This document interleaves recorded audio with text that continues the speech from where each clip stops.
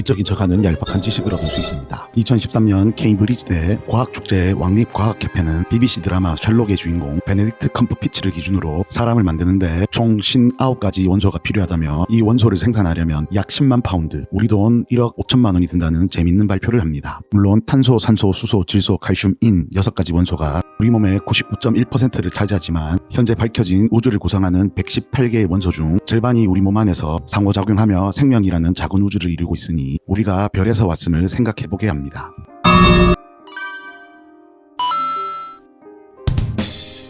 조르즈 르메트르와 에드윈 허블로 우주가 팽창한다는 것과 한스 베텔을 통해 핵융합으로 별이 빛난다는 것을 알게 된 조지 가모프는 박사과정 랄팔파를 갈아넣어 우주는 뜨거운 한 점 원시스프 상태에서 팽창하여 5분 만에 모든 물질이 만들어졌다고 발표합니다. 졸지에 원소의 기원을 밝히려던 것이 우주 탄생에 관한 센세이션을 일으켰습니다. 우주는 원래부터 있었고 변하지 않는다는 극렬한 정상 우주론자였던 프레드 호일은 저 미치광이들은 우주가 빅하고 뺑해서 빅뱅에서 만들어졌다는 이야기냐며 BBC 라디오 방송에서 이를 신랄하게 조롱하려고 이야기했는데 졸지에 반대 진영에게 빅뱅 우주론이라는 멋진 이름을 지어주게 되었습니다. 프레드 호일이 지어준 빅뱅은 이름 그대로 크게 터졌습니다. 복잡하고 어려운 설명 대신 빅뱅 단 2단어로 쉽게 일반 사람들도 우주가 큰 폭발로 만들어졌다는 것을 알리게 된 셈이니까요. 여기저기서 입에 착 감기는 빅뱅 하며 빅뱅 우주론이 화제가 되자 졸지에 엑스맨 마피아가 돼버린 프레드 호일은 자신이 지지하는 정상 우주론을 더 공고히 하기 위해 연구를 했는데 이번에도 졸지에 그가 극렬히 비난했던 조지 가모프의 연구를 보완해주고 별의 진화, 우주의 진화, 생명의 탄생을 밝히는 데 기여를 하게 됩니다.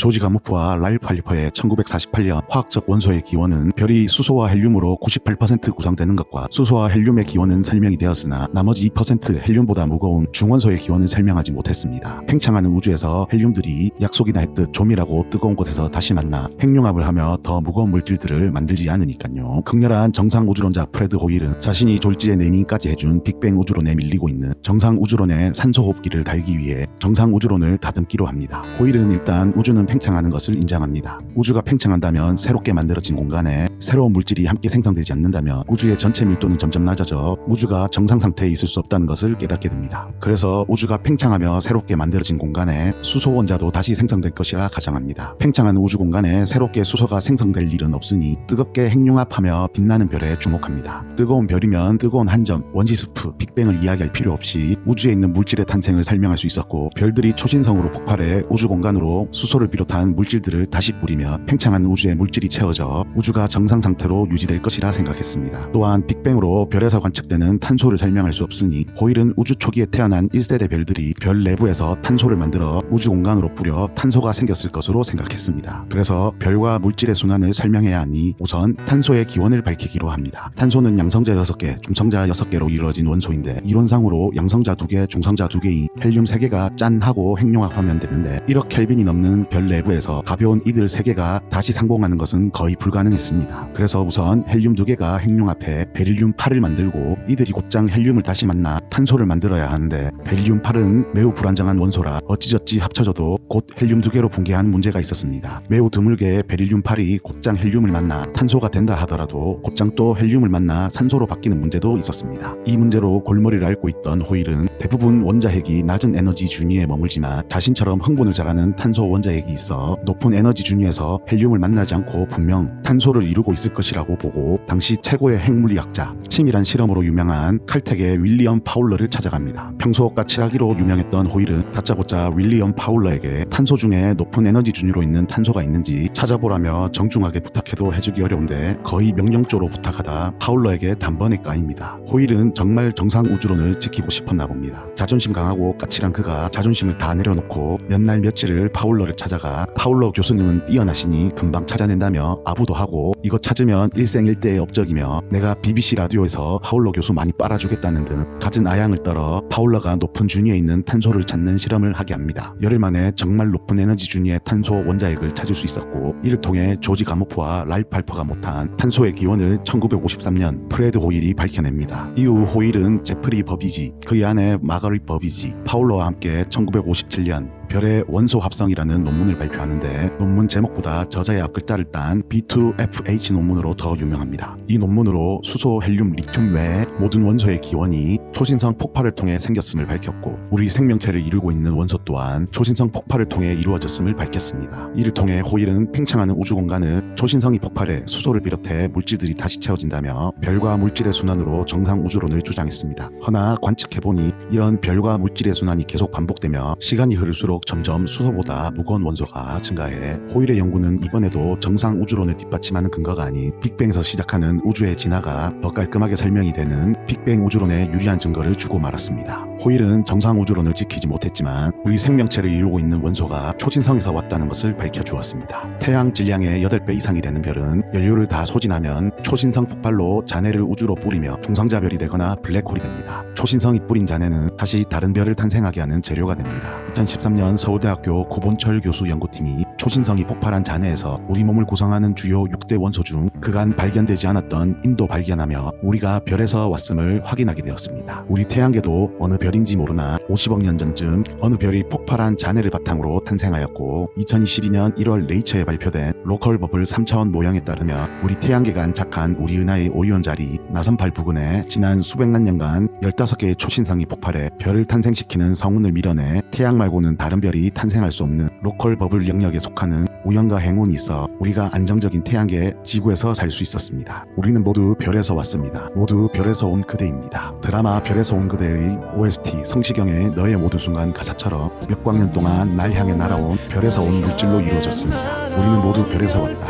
얼마나 고귀합니까? 적어도 오늘 하루는 별의 후손답게 스스로 빛나는 사람, 빛나는 하루를 보내시길 기원합니다. 이상 원소의 기원과 관련해 지적인 척하는 얄팍한 지식이었습니다. 시청해주셔서 감사합니다. 영상이 유익하셨다면 영상 만드는 동기, 다음 이야기를 위해 구독 꼭 부탁드립니다. 좋아요도요.